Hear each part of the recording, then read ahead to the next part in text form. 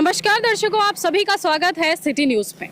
दर्शकों, प्रधानमंत्री नरेंद्र मोदी जी ने भी वाराणसी से आज यानी कि मंगलवार को अपना नामांकन पत्र भर दिया है और पत्र तो भरा ही, साथ साथ कई चीजें सोशल मीडिया पर वायरल होने लगी। एक एक करके हम चीजें बताएंगे। फिलहाल कुछ चीजें ये होने लगी कि अब पप्पू को नींद नहीं आएगी। पप्पू क्यों कह रही हूँ मैं? जी हाँ, ये उन्हीं के सपोर्टर हैं जो कि प्रधानमंत्री नरेंद्र मोदी जी को सपोर्ट करते हैं, भाजपा को सपोर्ट करते हैं और विपक्षी पार्टी के नेता को पप्पू कहकर बुला रहे हैं। पप्पू खान कहकर बुला रहे हैं। ट्वीट आप देखेंगे, आपको दिखाते हैं। अरुण यादव जी कह रहे हैं पप्पू खान को आज नींद नहीं आएगी, यानी कि क्यों कहा है वो आपको बताते हैं। प्रधानमंत्री जी जब आज वाराणसी में नामांकन भरने गए, अपना पत्र दाखिल करने गए, तो काफ़ी भीड़ वाराणसी में मौजूद रही, सड़कों पर रही।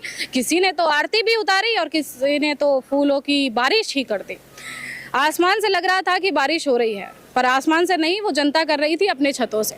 फिलहाल उसके बाद जैसे जैसे तस्वीरें सोशल मीडिया पर वायरल होती गई, वैसे वैसे बीजेपी के समर्थक, बीजेपी के सपोर्ट करने वाले या बीजेपी की जो बीजेपी को प्यार देते हैं, सपोर्ट करते हैं, वो जनता इस तरीके से बुलाने लगी, इस तरीके से पुकारने लगी कि अब विपक्षियों को नींद नहीं आएगी। बीजेपी तो अच्छे 400 पार का नारा लगा ही रही है और इसी को देखते हुए प्रधानमंत्री नरेंद्र मोदी तो बिना ही किसी चुनावी रैली के, किसी चीज़ को लेकर या अपने जो रोड शो है बिना उसके किए बिना ही वैसे ही जीत जाएंगे। क्योंकि आज जिस भारी मात्रा में जनता सड़कों पर उतरी नामांकन के दिन ही, उससे ये स्थिति साफ हो गई कि प्रधानमंत्री नरेंद्र मोदी जीत गए हैं। ये पहले अनुमान लगा दिया गया है। अब बात करते हैं जहां बीजेपी 400 पार का नारा लगाती नजर आ रही है। जब हम सड़कों पर घूम रहे हैं, जनता से पता कर रहे हैं, तो जनता गुस्सा में है और बोल रही है कि 400 पार तो कुछ और ही होगा।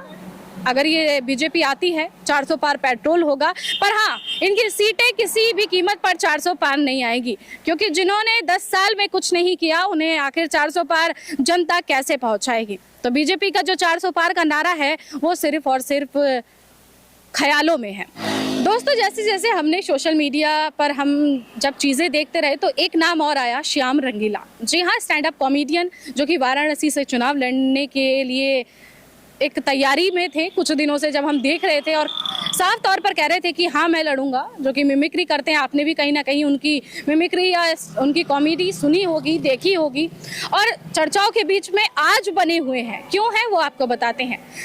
जहां एक और प्रधानमंत्री नरेंद्र मोदी जी का आज नामांकन हुआ, तो आज तीसरे दिन जब श्याम रंगीला जी अपना नामांकन पत्र लेकर गए, तो आज भी उनका नामांकन पत्र नहीं लिया गया, यानी कि उनका नॉमिनेशन ही नहीं हुआ। जी हाँ, उसके बाद जब वो सोशल मीडिया पर उनकी क्लिप्स वायरल हुई, तो जनता ने साफ तौर पर कहा, ये उनका कहना है, जनता जिस तरीके से ट्वीट कर रही है या जब एक चर्चा का माहौल बनता है आसपास जब हम घूमे, तो उन्होंने कहा कि जब सामने ही कोई नहीं लड़ेगा तो जीतना तो तय ही है।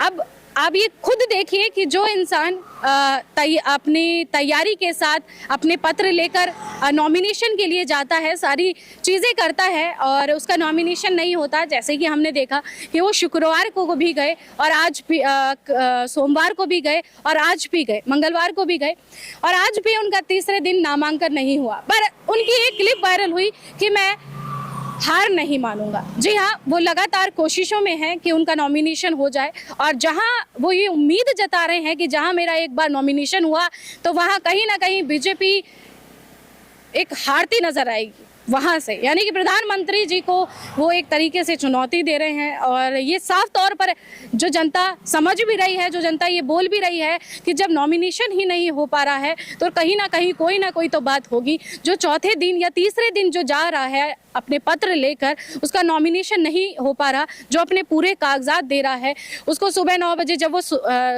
जो श्याम रंगीला है, जो चीज़ें वो सोशल मीडिया पर बोल रहे हैं, इंटरव्यूज़ में बोल रहे हैं, अपने बयान में बोल रहे हैं, उनका कहना है कि वो 9 बजे आज मंगलवार के दिन गए, पर प्रधानमंत्री मोदी जी का चूँकि आज उनका नॉमिनेशन था, कड़ी सुरक्षा के बीच उन्हें अंदर नहीं जाने दिया गया। उसके बाद जब वो दोपहर को गए तो गेट बंद हो चुका था। उसके बाद उन्होंने एक निराशा के साथ कहा कि चुनाव आयोग भी अब कहीं ना कहीं गिरता नजर आ रहा है। जी हाँ, ये स्थिति है आज के समाज की और आज की स्थिति की। फिलहाल दर्शकों देखते हैं कल नॉमिनेशंस होता है या नहीं श्याम रंगीला का, वो चीज़ें भी हम आपको दिखाएंगे। इस वीडियो को शेयर कर दीजिएगा और अपनी राय जरूर रखिएगा।